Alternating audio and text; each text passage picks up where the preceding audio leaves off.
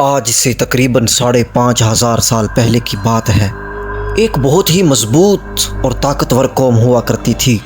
وہ لوگ سائنسی میدان میں بڑی مہارت رکھا کرتے تھے۔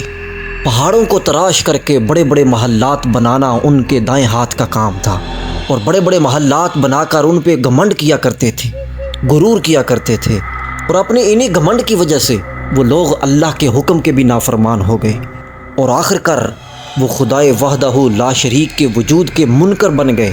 جب انبیاء کرام اس قوم میں آئے تو انبیاء کرام نے انہیں حق بات سمجھانے کی کوشش کی، لیکن وہ لوگ نہ مانے، شرک پہ اتر آئے اور انبیاء کرام کا مذاق اڑانے لگے، انہیں برا بھلا کہنے لگے، انہیں اذیتیں پہنچانے لگے، اور پھر آخر کار انہوں نے انبیاء کرام کو اپنی بستیوں سے نکال دیا۔ جب انبیاء کرام کو انہوں نے اپنی بستیوں سے نکالا تو خدائے وحدہ لا شریک کا قہر جو ہے وہ حرکت میں آیا، تو اللہ تبارک و تعالیٰ نے سب سے پہلے ان سے بارش کو روک لیا۔ قحط سالی کا دورہ ہو گیا۔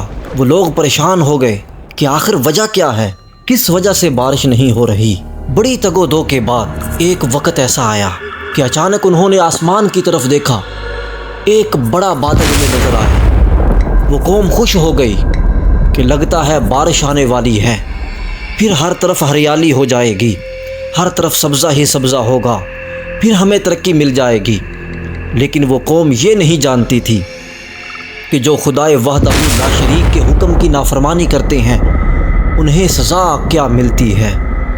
وہ جس بادل کو دیکھ رہے تھے کہ بارش آنے والی ہے، در حقیقت تو وہ اللہ وحدہ لا شریک کے قہر کی ایک علامت تھی، اور عذاب بن کے ان کے سروں پر منڈلا رہا تھا۔ وہ لوگ تو اپنی طاقت کے گھمنڈ میں تھے کہ ہمیں کوئی تباہ نہیں کر سکتا، ہمیں کوئی اپنے مشن سے روک نہیں سکتا۔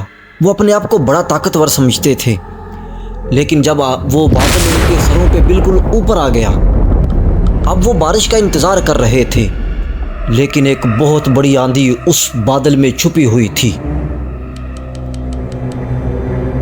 ایسی آندھی کہ جو اس جیسی نہ پہلے کبھی آئی اور نہ ہی کبھی بعد میں آئی۔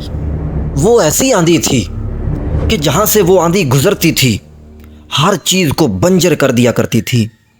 ہزاروں سال گزرنے کے بعد بھی وہاں پہ کبھی سبزہ نہیں اگا۔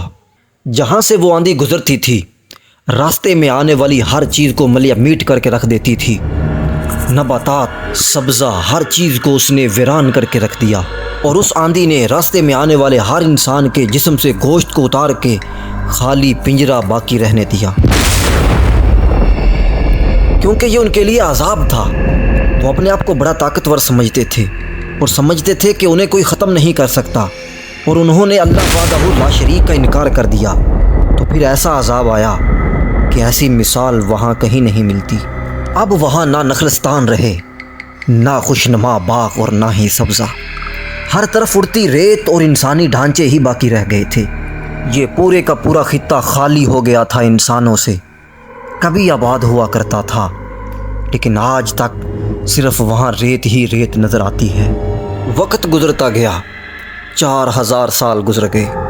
پھر ایک دن آخر الزمان نبی حضرت محمد مصطفیٰ صلی اللہ علیہ وآلہ وسلم اپنے صحابہ کے ساتھ اسی رستے سے گزرے۔ صحابہ اکرام کو جب وہ کھنڈرات نظر آئے تو وہاں کچھ دیر کے لیے رکے، کنویں سے پانی نکالا اور لکڑیاں اکٹھی کر کے سالن بنایا، کھانا تیار کیا۔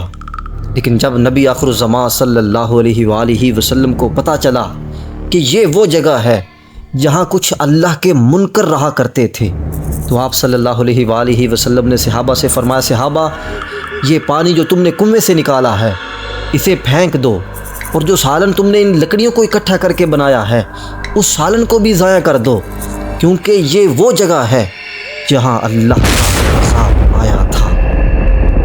اور آپ صلی اللہ علیہ وآلہ وسلم نے صحابہ کرام سے فرمایا، صحابہ جلدی سے یہاں سے نکلو، کیونکہ یہ وہ جگہ ہے جو نحوست والی ہے، یہاں وہ قوم رہا کرتی تھی جو تکبر کیا کرتی تھی، جسے اپنی طاقت پہ گھمنڈ تھا۔